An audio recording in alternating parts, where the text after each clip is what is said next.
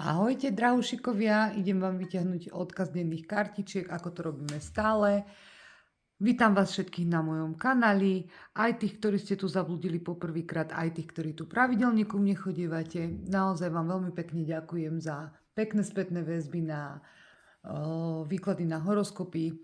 Naozaj tam je 99% veľmi pozitívnych hodnotení a teda, že sa vám páčia tie výklady, čo samozrejme, čo si viac prijať, ako keď vidíte, že to, čo robíte, tak sa ľuďom páči. Samozrejme, že sem tam sa nájdú aj rýpavé komentáre, ale ja si to vôbec nevšímam a v tejto mojej činnosti, ktoré ma vy podporujete a vlastne dávate mi stále na to inšpiráciu, keďže vidím, ako pekne so mnou komunikujete.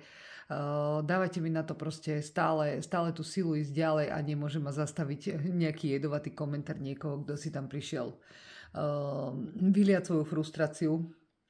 Nebudem tu uvádzať príklady, jednoducho ten je vyhodený, zablokovaný a ideme ďalej. Mňa zaujímate vy, ktorým vám to niečo dáva, takisto aj tento výklad je pre vás vtedy, keď si vás nájde, nie je ohraničený časom a vtedy, keď s vami rezonuje. Vtedy je to vaše a vtedy vám to môže niečo dať. Ak nie, tak hľadaj ďalej. Ako normálny človek, keď niečo s ním nerezonuje, ide ďalej a nerieši. Ale sú ľudia, ktorí musia vypustiť jedovatú slinu, ale to vypovedá o nich, nie o mne. Moju cestu to nemení, ja si jednoducho stále pôjdem ďalej svoje výklady, pretože ma to baví a rada to pre vás robím. Takže idem sa na to pozrieť. Čo nám ten tarot chce povedať tentokrát a čo nám chce prezradiť? No tak toto je akože nádhera. Esopalíc 10 mincí. Čo viacej, jedný z najkrajších kariet. Esopalíc znamená, že v týchto dňoch si plný energie, úplne si naštartovaný a presne vieš, ktorým smerom ideš tú energiu dávať. Jednoducho ty už máš svoj cieľ. Ty si zamieril ten cieľ a máš na to najväčšiu energiu, ako sa len dá, ako sa povie nabitá baterka doplná.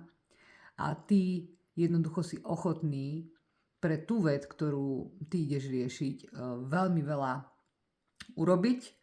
A takisto máš aj veľmi silný potenciál na to, aby sa ti splnil ten cieľ, ktorý očakávaš a ktorý chceš. Pretože je to chcené z dobrého úmyslu. Hej, to je veľmi dôležité, že tam je pekný úmysel.